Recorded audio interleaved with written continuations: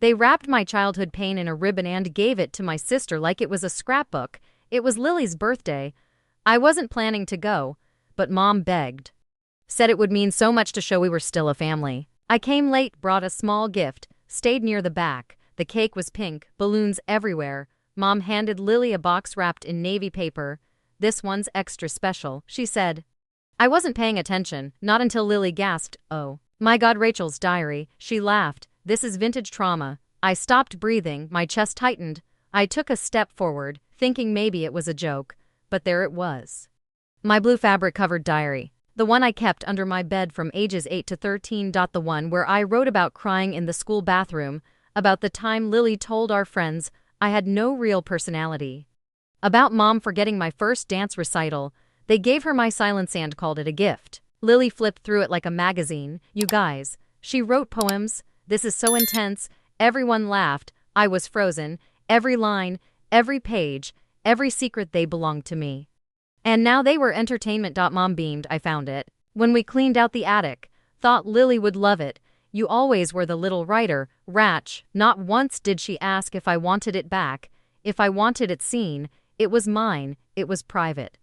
It was sacred. I didn't say a word. I picked up my purse, turned around, and left. No one followed me. No one stopped the laughter. I didn't cry. I just closed the door and rewrote everything. Growing up, Lily was the center of the world and I was the background music. She cried louder, demanded more, charmed everyone with her chaos. I learned early that being quiet kept the peace. Mom used to say, "Lily just has big emotions. You're the calm one," but calm wasn't a compliment. It was code for ignore her. "She's fine. I got good grades. I stayed out of trouble." I wrote in my diary instead of screaming. Meanwhile, Lily skipped class and still got praise for finding her path. She was fire and glitter. I was dust she never noticed. My first heartbreak, I wrote 10 pages about it. No one asked how I was. Lily had a breakup the same year and Mom threw her a weekend getaway to heal her heart. I won a regional essay contest in high school. Mom said, "Don't rub it in, Lily's struggling." When Lily passed algebra, it was dinner out and photos on the fridge. At family dinners, Dad asked about Lily's hobbies, never mine. When I tried to talk about writing, they'd change the subject to something lighter. Even at holidays, my gifts were always functional: planners, socks, gift cards. Lily got concert tickets, jewelry, cameras. "You're hard to shop for," Mom said once. I wasn't, they just didn't try. I moved out at 22, got a job teaching, published a few poems, sent copies home. No one responded. But when Lily posted a selfie in yoga pants, the family group chat exploded. Their silence wasn't neutral, it was chosen. When Dad retired, they had a party. I made a speech. No one remembered it. Lily sang a drunk karaoke version of a pop song and everyone talked about it for weeks. I kept writing, more journals, more truths, more pages no one read, until I stopped giving them my words altogether. But that first diary, blue fabric, 92 pages, it was where I learned to survive. It held the girl I once was, the only place she truly lived, and now they had handed her over. There were signs long before the diary incident, like when I visited home and saw Lily wearing my old scarf, the one I thought I lost in college. Mom gave it to me. She said, "Just like that. No apology, no question." Or the time I caught Lily quoting one of my poems on her Instagram without credit. When I asked about it, she laughed. "You write so much, I figured you wouldn't miss one." Once, I overheard Mom telling a friend, "Rachel's the reliable one. Lily just shines brighter." Like I was a flashlight left in the drawer. They loved me in theory but never in practice. At every holiday, my seat was always the one closest to the kitchen, easy to stand, to serve, to disappear. Lily sat next to Dad, center of photos, center of attention. They'd call me when bills needed explaining, when paperwork got confusing. But no one called just to hear my voice. When Lily failed out of her third job, Mom called it a creative pivot. When I got promoted to senior lecturer, she said, "That's nice. Is it permanent?" I sent a short story to Mom once. It was about two sisters, one loud, one quiet. She never replied. A year later, Lily posted a tweet. "Some people confuse silence with superiority. Grow up." She never tagged me. She didn't have to. Every joke was an echo of something I bled. On the page, at family events, Lily told stories about me as a kid, always twisted for laughs. My shyness became hilariously creepy. My diaries were evidence of my emo era. I asked Mom once to stop laughing at those stories. She said, "Don't be so sensitive. Lily just likes making people smile." I stopped going home after that. I thought distance would keep me safe, that maybe if I wasn't in the room, they'd stop rewriting me. But I forgot one thing, they still had the pages. After the party, I didn't speak to anyone for 3 days. I kept seeing Lily's face as she held my diary, flipping through it like a prop, pages folded, corners bent. My pain handled with greasy fingers and loud laughter. A friend from college texted me, "Was that really your childhood diary Lily posted about? That's wild." My stomach dropped. I opened Instagram. There it was, her post, a photo of the open diary. My handwriting clearly visible, caption, "Found some vintage drama from my big sis. She's always been deep, #TBT, #Dear Diary." The post had hundreds of likes. Comments from her friends, "Oh my god, iconic. This is gold. Write a book." And the worst one, "Rachel should publish this, so raw." They turned my grief into content. I reported the post.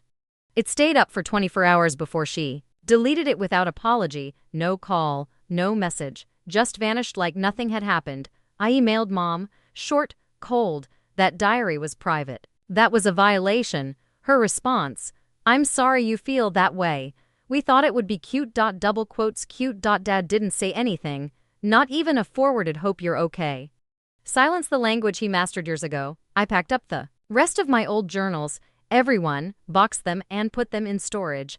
I didn't trust myself not to burn them. I couldn't let them become souvenirs too. Lily texted, "Didn't mean to upset you. Thought it was funny, don't be dramatic." My trauma was their entertainment and my silence was their green light. I left the message on read. She sent a follow-up, "Come on, Ratch, don't make this bigger than it is." I blocked her. That night, I found myself holding the journal from 7th grade. The one where I wrote, "Maybe one day they'll read this and finally see me." They did read it, but they never saw me. I stopped writing. For the first time in 20 years, I didn't journal. My hands touched the pen, but nothing came. The page stared back, blank and accusing. Like it knew the words weren't safe anymore. I couldn't sleep. I'd lie awake, replaying that moment, Lily laughing, Mom smiling, the room full of people reading my childhood pain like it was a punchline. My throat stayed tight for days. I called out of work, told them I had a stomach bug. The truth was harder to name. There's no sick day code for violated by your own bloodline. I wasn't just humiliated, I was unmade. I walked to the bookstore near my apartment, hoping Being Your Words would help. But every title felt distant. My voice had been touched, contaminated. It didn't belong to me anymore. I stopped answering texts, let my inbox overflow. A colleague asked if I was okay. I smiled and said yes, like I'd been trained to since I was 9. Mom sent a follow-up email, "Let's not drag this out. Lily didn't mean harm. We're family. No apology. Just clean up." Like emotions were crumbs to sweep under the rug. Dad finally called. He asked if I was coming for Thanksgiving. I asked if he thought what they did was okay. He paused, then said, "I just don't want drama." They always wanted harmony no matter how much dissonance I had to swallow. I ended the call, sat on the floor with the storage box of my journals, each one sealed with rubber bands. They felt like bricks now, heavy, fragile. I pulled out the one from high school. The cover cracked at the edges. I had once written, "Words are safer than people." I wasn't sure that was true anymore.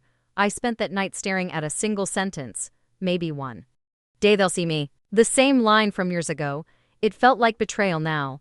I had spent my whole life waiting to be seen by people who only looked when it hurt. And in the deepest part of the silence, a small voice whispered, "What if I stopped waiting?" I started writing again, but not in a journal. I opened a blank document on my laptop, typed the title, "What They Never Read," and began to tell the truth.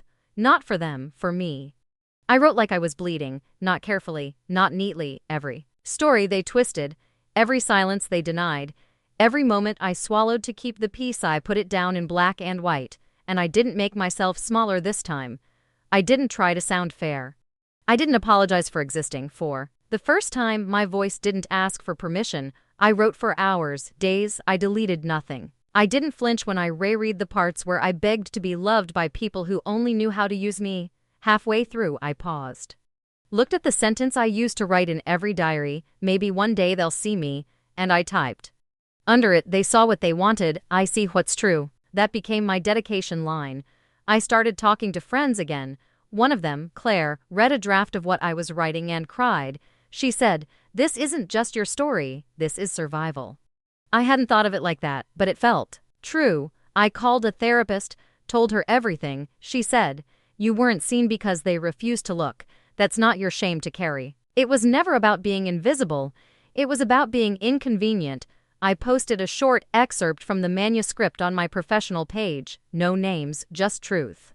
It got shared more times than anything I'd ever written. Lily messaged me, "Are you seriously turning this into content?" I didn't reply. She could sit in the discomfort. It was mine for decades. Mom called, left a voicemail. "We never meant to hurt you, but we won't be shamed like this." It wasn't shame, it was reflection, and they hated what it showed. I closed the old journals that night and opened a fresh one. On the first page I wrote, "You are no longer waiting to be seen, you are writing in full view." I didn't block their numbers. I didn't send a dramatic letter. I just stopped responding completely. Emails, calls, comments each left untouched, like unopened bills. That was the revenge, not rage. Not confrontation, just a vacancy they couldn't fill anymore. The space I used to bend myself to occupy. I emptied it and never looked back. Lily posted a vague message. "It's always the quiet ones who turn bitter." She never said my name, she didn't have to. But I didn't flinch. I just kept writing. I used to want to be heard. Now I'm just fine being free. The manuscript got picked up by a small press. They called it devastating and sharp. A voice cut from silence. I didn't tell my family. I let them find out the same way they found me useful through what I created. At the book launch, I wore navy blue. Same color as the diary cover they gave away, a callback. A reclamation. I read one passage out loud about the girl who kept her pain folded in pages no one was allowed to touch. People cried. People clapped. I didn't. I stood there, steady. I didn't need applause, just breath. After the event, I got a message from Dad, "Proud of you." Even if I don't understand it all, I didn't reply. He had decades to understand. This wasn't for him. Mom tried again. "If this is what you needed, fine, but don't expect us to read it." I smiled, because they already had when they stole my diary and gave it away. They read me once without consent, now they have to pay to hear me. I sent one copy of the book to their house. No note, no inscription, just a single page bookmarked. It read, "You handed my childhood away. I wrote my adulthood without you." I wrapped it in the same navy paper they used for Lily's gift. And mailed it without return address. Months passed. The book lived in the world without needing me to defend it. I stopped checking their social media, stopped wondering if they read it. That silence was theirs now, not mine. On my birthday, I went to a local bookstore, bought myself a journal linen cover, blank pages, soft as forgiveness. Not for them, for the girl I used to be. I brought it home, sat at my desk, lit a candle, opened the first page, and I didn't write about them. I wrote about rain, about peace. About mornings without dread. I wrote a character with my laugh and none of my wounds. This time, the page belonged to me. That night, I found the navy-wrapped copy of the book, the one I kept for myself. I slid it next to the box of old diaries, not to bury it, to mark the line. The girl who wrote to survive lived in those journals. The woman who writes to be seen lives now. Lily never reached out again, neither did Mom. Dad sent one text on Christmas. "Hope you're well." I didn't answer. The silence felt full, not hollow. My friends threw a small celebration the day the book hit shelves. We toasted with cheap wine and chocolate cake. Someone asked, "Do you feel like you've healed?" I said, "I feel like I finished the story." In therapy, I shared that I no longer feared being invisible. "They can ignore you," my therapist said, "but they can't erase you." I was always the author, they just didn't know I'd publish. The diary they stole became a weapon. The book I wrote became a mirror, and the silence I kept became the boundary they could never cross again. One day, I walked past a bookstore window and saw my name on the cover. I didn't stop. I didn't take a picture. I just smiled and kept walking. They opened my diary without asking, so I closed the chapter without permission.